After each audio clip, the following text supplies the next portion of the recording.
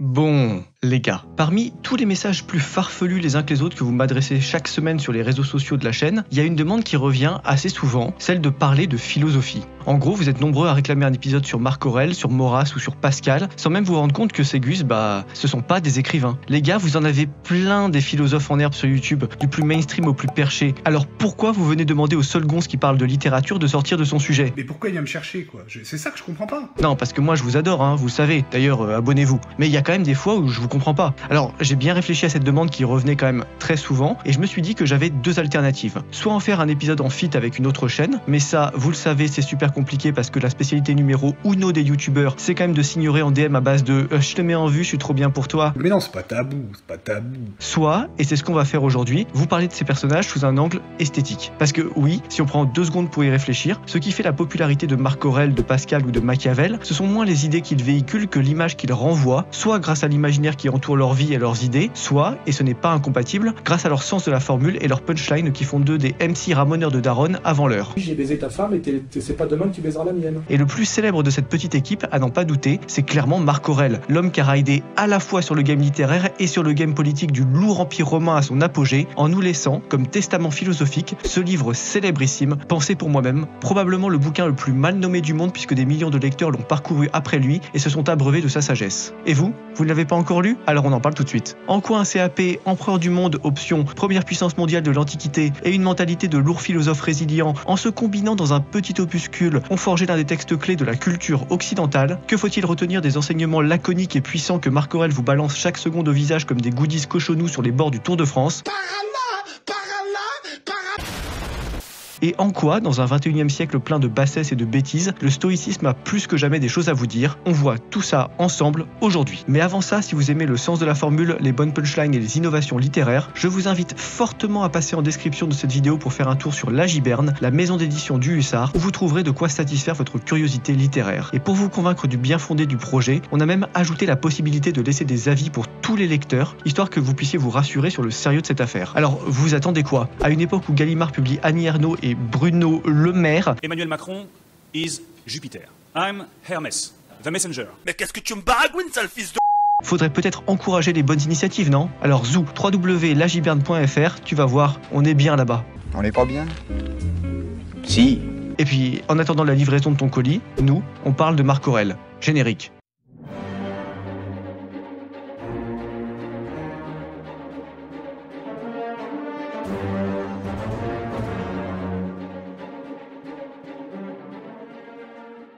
Bon, alors si vous êtes un homme de Cro-Magnon prisonnier des glaces depuis 12 000 avant Jésus-Christ et libéré il y a une vingtaine de minutes par le réchauffement climatique et la fonte des glaciers, déjà soyez le bienvenu parmi nous. Et puis ensuite, vous ne savez probablement pas qui était Marc Aurèle. Ce gonze, pourtant, on peut pas dire qu'il a eu une vie sans importance, pépouse et en marge du monde. Né à Rome en 121 et mort à Sirmione en 180, il a régné pendant 19 ans sur l'immense empire romain qui était alors à son apogée et s'était fait une spécialité de victime bolos, toutes les ethnies réfractaires à l'idée de marcher en rang en portant des sandales et des jupettes pour la gloire de Jupiter. Et le moins qu'on puisse dire, c'est que Marc Aurèle, c'était pas exactement François Hollande. Comment le monde prononcera-t-il mon nom dans les siècles à venir?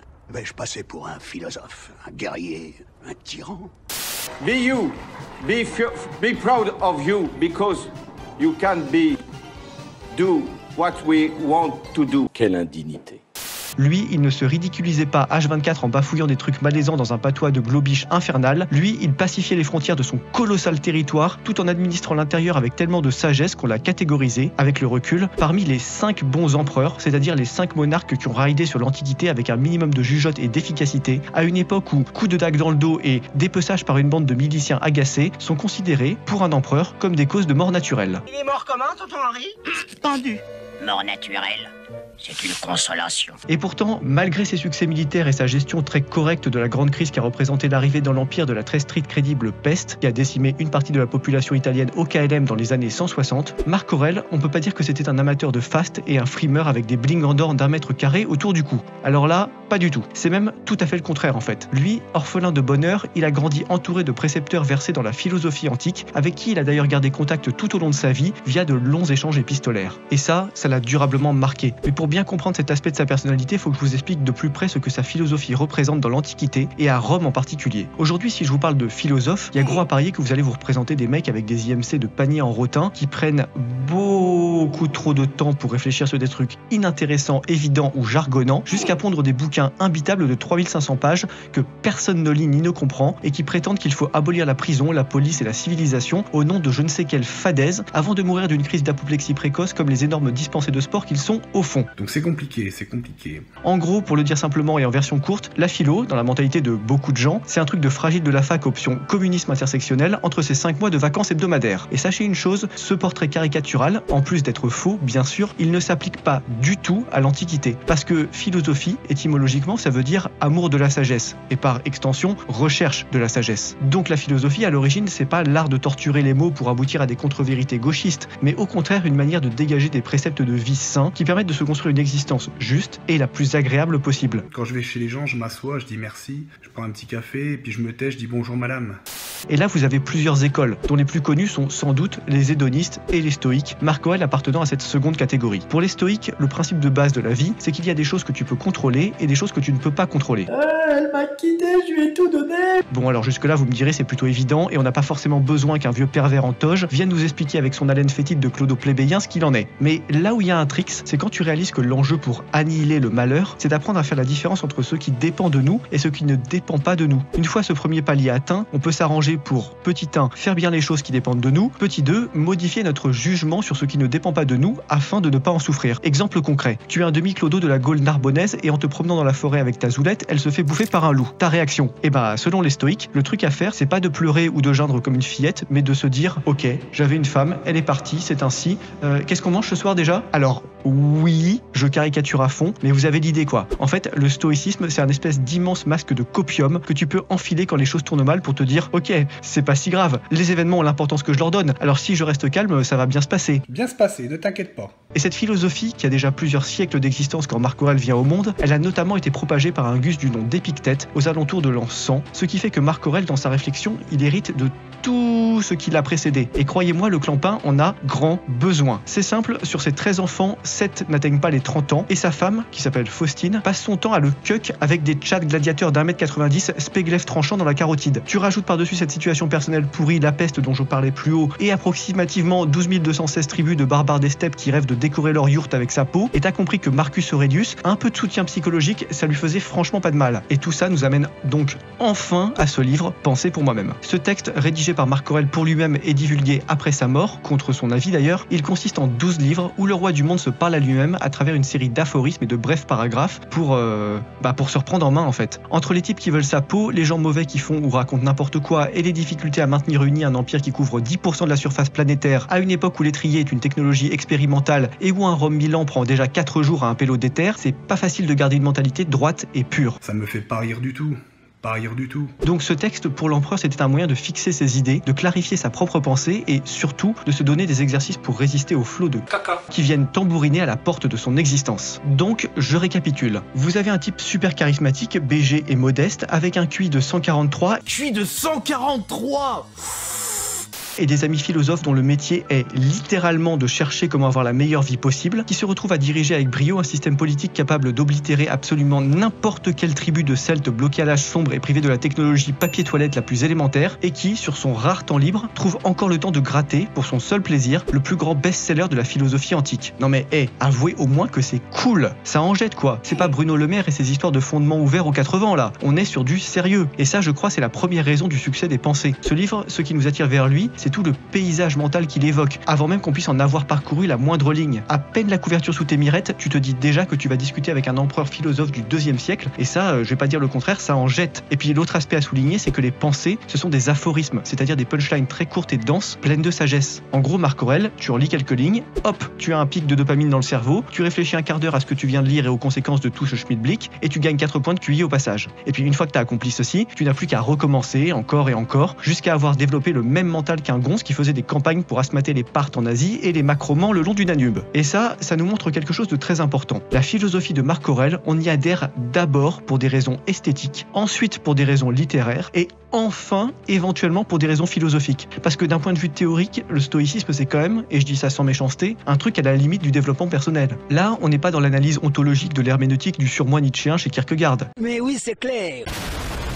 Là, on est sur du copium en bonbonne pour oublier que ton patron te victimise et que ta meuf te respecte pas. Donc si ça plaît, c'est surtout parce que, il faut le reconnaître, c'est formidablement simple et bien écrit. Déjà, rien que le livre 1, il te pose l'ambiance, avec une analyse des personnages qui ont marqué son enfance et sa formation et qui lui ont apporté les éléments importants de sa personnalité. Mais ça, c'est que l'entrée en matière. Dès les livres 2 et 3, ça parle de la mort, du destin et du rôle de l'homme politique qui doit se conformer à une mission qu'il n'a pas choisie et qui, au premier abord, menace de l'écraser. Et à partir de là, ça ne s'arrête plus. Qu'est-ce que je vais pouvoir vous dire? Il y en a, hein.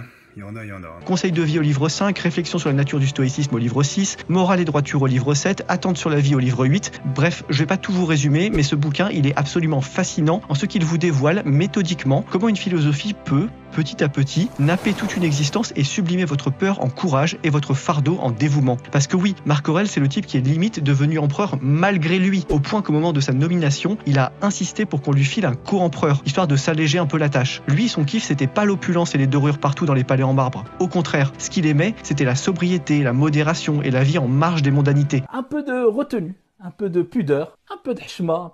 Mais bien sûr, ça, c'était pas possible pour lui. Et il lui aura fallu toute sa sagesse et toute sa philosophie pour accepter son propre destin. C'est badass, pas vrai? Ah, et puis l'autre truc qui rend ce texte parfaitement intemporel et donc éminemment génial, c'est que globalement, à l'exception de quelques mentions de lieux ou de quelques citations de noms à droite à gauche, Les Pensées sont un livre dénué de toute dimension politique ou historique. Là, vous n'êtes pas devant une intrigue ou une chronique, vous êtes devant une sorte de recueil de punchline à la limite de la poésie en prose qui vous assène vérité sur vérité à un rythme patriarcal. En conséquence, Les Pensées, ça peut vraiment s'aborder comme un texte littéraire, un peu comme son homonyme signé Pascal, qui a connu un destin bien différent, mais qui consiste lui aussi en un recueil de punchlines tellement interstellaires que normalement, dans un monde sain, les rappeurs feraient des feats avec Blaise Pascal et Marc Aurèle plutôt qu'avec Tupac et Booba. Mais je m'égare. Ce qu'il faut comprendre ici, c'est que souvent, trop souvent, on oppose la littérature et la philosophie avec cette idée totalement stupide et infondée selon laquelle la philosophie, bien austère et impénétrable, c'est sérieux et recherché, tandis que les romans, c'est pour te détendre et souffler un peu sur ton temps libre. Oh, c'est beau, sauf que ça n'existe pas, monsieur Attali.